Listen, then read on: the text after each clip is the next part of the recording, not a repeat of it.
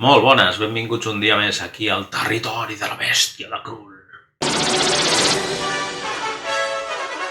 Avui parlarem de New Branch Cherry Flavor. New Branch Cherry Flavor. New Branch Cherry Flavor. New Branch Cherry Flavor. New Branch Cherry Flavor. New Branch Cherry Flavor. Avui parlarem de New Branch Cherry Flavor. O alguna cosa així. El nou sabor de cirera. Una de les noves sèries que acaba d'estrenar Netflix fa poc. No m'ha desagradat. És una sèrie que he trobat relativament interessant, curiosa, estranya. Hi ha moments que són bastant hilarants i t'ho passes bé. Per ser una minissèrie potser se m'ha fet una mica llarga. Al final té 8 episodis, crec que com a minissèrie ho podien haver deixat en 4. No és que els episodis estiguin estirats excessivament. A veure, què puc dir d'aquesta sèrie? Podria parlar, com faig sempre, de les pel·lícules o sèries que em venen al cap quan veig alguna cosa. Al final no saps ben bé si això li està fent un favor a la sèrie, en aquest cas, o si, en canvi, està servint per desmuntar i per dir és que ja s'ha fet abans i millor. En general és el missatge que acaba quedant.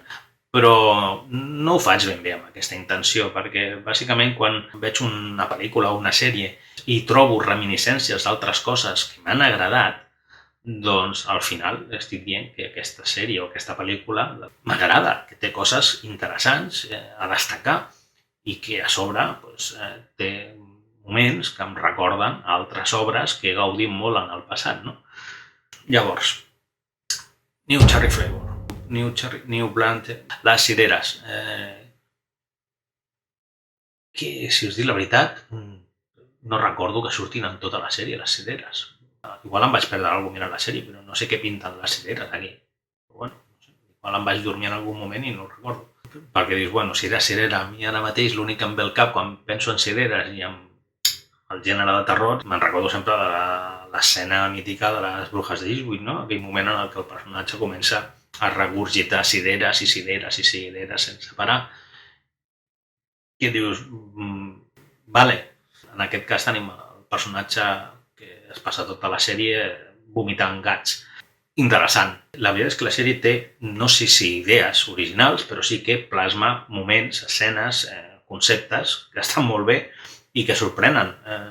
I que probablement sorprendran més a gent que estigui poc acostumada a veure un cinema com el que intenta emular aquest projecte, aquesta sèrie. I segurament hi haurà gent molt purista que se'm llançaria a la jugular si començo a dir que aquesta sèrie recorda a Cronenberg, a Lynch, a Nicolas Winding Refn, als germans Coen, inclús Brian De Palma. I m'explicaré. Això no vol dir que la sèrie estigui a l'alçada de res del que hagin fet aquests directors prèviament. Quan dic que emula, vol dir que no sé si s'inspira o que ve impregnada d'idees, sensacions, formes de l'estètica, de la narrativa. Diguem que aquesta sèrie juga una mica d'una manera estètica a recuperar coses que d'alguna manera, d'una forma més o menys diferent, ja hem pogut veure de vegades amb l'obra d'aquests directors, no? O sigui, Cronenberg, David Lynch, els germans Coen, Nicolas Winding Refn o inclús Brian De Palma. I no de tota l'obra d'aquests directors, sinó de petits moments, fragments, detalls. És com si haguessin destil·lat una miqueta aquelles obres i haguessin creat un nou perfum a veure si funciona la nova fragància. És una miqueta estrany el que acabo de dir, però bueno, igual s'entén. Al marge dels clàssics als quals pugui recordar aquesta història, clàssics de cinema que parlen del món dins de Hollywood, de com funciona dins i de tots els entresijos i de com es mou el món intern dins de Hollywood, i n'hi ha moltíssimes pel·lícules clàssiques que en parlen. Per sintonia estètica, per sintonia narrativa, jo parlaria més de coses més modernes, probablement. Dic modernes des la meva perspectiva, igual per segons quina generació ja li agafi lluny, com per exemple el Mulholland Drive de David Lynch o el Barton Fink dels germans Coen. No dic que aquesta sèrie copiï res d'aquestes pel·lícules, però sí que està impregnada d'una certa sensibilitat, és com si haguessin quedat posos en els que han executat aquesta sèrie i d'alguna forma, en diferents moments de la sèrie, un nota certes influències. Si estan millor o pitjor utilitzades dins de la història que explica la sèrie, això ja ho deixo perquè ho valori cada espectador. Jo prefereixo destacar-ho com una curiositat, no pas com dient és que com em recorda a Lynch o a Cronenberg, aquesta sèrie és una obra mestra. No. Em sembla una sèrie interessant i curiosa perquè reconec aquest tipus d'influències. Igual me les estic imaginant, o igual no, i el debat sempre és benvingut. Llavors, aquest aire de malson, de situació estranya, de personatges que van caient en un pou, que es van perdent, històries que inicialment no sembla que hagin de ser històries de gènere, de terror, de fantasia, que tractin elements mitològics, esotèrics, però que acaben flirtejant en tot això, flirtejant d'una manera profunda, com és el cas de la sèrie. La sèrie va en un increixendo i, en certa manera, cada vegada més estrany. Segons va apropant-se al final, tot es va tornar més bizarro i més absurd. Però, clar, com hi ha com aquest increixendo al llarg de tota la sèrie, doncs ja ho vas acceptant. És possible que si agafessis el primer i l'últim episodi diguessis com he arribat a parar aquí, no? És una cosa molt surrealista. Però sí que la progressió de la història en aquest sentit està ben portada. Ara, no té per què agradar a tothom, Aquesta sèrie té coses una miqueta difícils de digerir per segons quin estómac. Això ja depèn de la sensibilitat de cada espectador. Llavors, clar, té aquest punt de... Salvant les distàncies, em recordo una mica també a The Neon Demon, de Nicolas Winding Refn, que, a veure, està en llum, però veient les pretensions de la sèrie, intueixes que han agafat alguna cosa d'aquí, no? En aquest sentit, jo recomanaria la sèrie de Nicolas Winding Refn d'Amazon, aquella cosa estranya, Demasiado viejo para morir joven, inclassificable, que li van deixar rodar, de la qual prefereixo no parlar gaire. Jo sí que no sé per on agafar-ho. Ja us ho dic, a mi em va flipar, allò. Ara, no tothom aguanta aquella sèrie. Més coses. A mi em recorda Cronenberg bàsicament perquè hi ha una escena una mica inquietant, estranya, que a mi em va fer pensar en Existence, de Cronenberg. No sé si és un homenatge, si és una còpia, si és una llicència que s'agafen. Sense tenir res a veure, Cronenberg té pel·lícules com Scanners, pel·lícules com Cromosoma 3, com Videodrome, com Existence, tot el que és la filmografia de Cronenberg de la nova carn, que són clàssics ja avui dia. I aquesta sèrie no és que busqui emular el cinema de Cronenberg, però que sí que un té la sensació de que rasquen una miqueta i utilitzen algunes coses, no?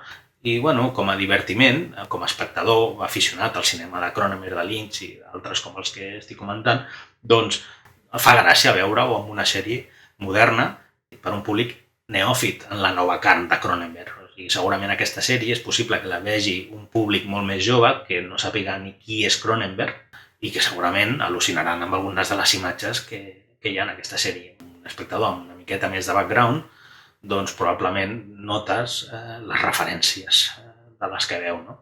Però insisteixo en que tot això són opinions meves. Potser m'equivoco i els que han fet la sèrie no han vist mai una pel·lícula de Cronenberg, a saber. En quant a Barton Fink, dels germans Coen, em fa pensar en aquell aire de malson, no? Aquell personatge obsessionat amb escriure el guió que ha d'entregar, de com l'habitació de l'hotel en la que està doncs, se li va caient, se li desenganxen els papers, o sigui que tot l'entorn d'alguna forma acaba reaccionant d'una manera malsana al seu procés de creació de l'obra. I la veritat és que fa molts anys que no he tornat a veure Barton Fink, però les sensacions que jo recordo de la pel·lícula doncs les respiro en aquesta sèrie. I probablement, si les posessis un al costat de l'altre, diries és que no tenen res a veure, i evidentment serà així, però tenen aquest aroma. Es respira un aire enrarit bastant similar. Respiren la mateixa ponzonya. al marge de tota la història esotèrica, de bruixeria, la mitologia de la que es serveix la història, que pot ser més o menys interessant, doncs a mi el tema aquest del pacte amb el diable, per d'una forma genèrica, a mi em porta a pensar sempre, i per això esmentava abans a Brian De Palma, amb El fantasma del paradís, no? El clàssic musical, l'òpera rock que va dirigir Brian De Palma, que barrejava diverses històries, no? Agafava el fantasma de l'òpera i ho barrejava amb el viatge als inferns de Dante i li donava un empaque d'esoterisme que magnificava l'obra, no? Per això insisteixo que salvant molt les distàncies, aquesta sèrie em recorda aquestes pel·lícules i això vol dir que la sèrie és bona? Doncs no serà una obra mestra, però és una sèrie que és entretinguda, que és curiosa, que és interessant i que s'ha de valorar pel que és, més enllà de que li puguis trobar les referències que jo li he trobat. Que a mi m'enriqueix l'experiència reconèixer aquest tipus de coses, ja estigui equivocat o simplement siguin fabulacions que jo m'he creat veient la sèrie. Per mi la sensació al final és més bona i acabo tenint un regust molt millor. Pot ser molt interessant conèixer el feedback. Pot rebre un espectador que no té el mateix background cinèfil que puc tenir jo, no? Així que al final doncs, dic que simplement la sèrie és curiosa, que és interessant, juga molt amb l'absurd, és una sèrie que et va atrapant, que es veu bastant bé i que és atípica dins de les estrenes que últimament estem veient a Netflix, probablement sigui la cosa més bizarra i estranya que jo he trobat, almenys de les que jo he descobert. Segurament Netflix té moltíssima més oferta que encara tinc que descobrir. Crec que veient el primer episodi de la sèrie queda bastant clar el camí que pretén recórrer. Llavors l'únic que queda és donar-li una oportunitat. Si t'agrada el primer episodi, doncs la seguiràs veient i si no, doncs la treus i te'n vas a un altre. És el que tenen les plataformes avui dia, que si no t'agrada un episodi, el treus, te'n vas al menú i comences un altre. És així de fàcil. I ja està, fins aquí el vídeo d'avui parlant una miqueta del nou sabor de cirera. Una abraçada ben forta, cuideu-vos molt i ens veiem aquí en el territori de la bèstia de Krul.